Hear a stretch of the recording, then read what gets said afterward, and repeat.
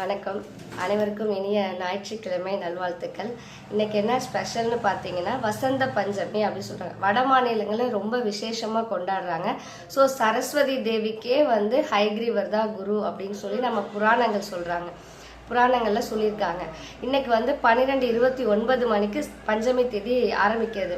அப்ப மாலை வழிபாடுங்கிறது ரொம்ப சிறப்பு வாய்ந்தது.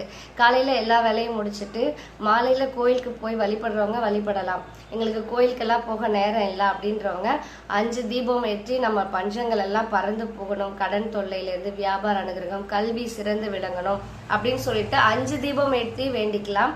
இல்லை நாங்கள் ஒரே தீபமாக போடுறோம் சரஸ்வதி தேவிக்காக அப்படின்னீங்கன்னா தாமரை தண்டு திரி ரொம்ப உகந்தது. தாமரை பூ கிடைச்சதுன்னா கண்டிப்பாக வாங்கி வச்சு வழிபடுங்க. இனிப்பு சாதம், அதாவது இனிப்பு கலந்த படையல் நைவேத்தியமாக வைங்க. சரஸ்வதி தேவியோடைய அனுகிரகம் கண்டிப்பாக கிடைக்கும். யாரும் தவற விடாதீங்க. இந்த நாளை கண்டிப்பாக இந்த நாள் வழிபட்டீங்கன்னா குழந்தைங்க கல்வி சிறந்து விளங்குறதுல ஆச்சரியப்படமே கிடையாது. நன்றி.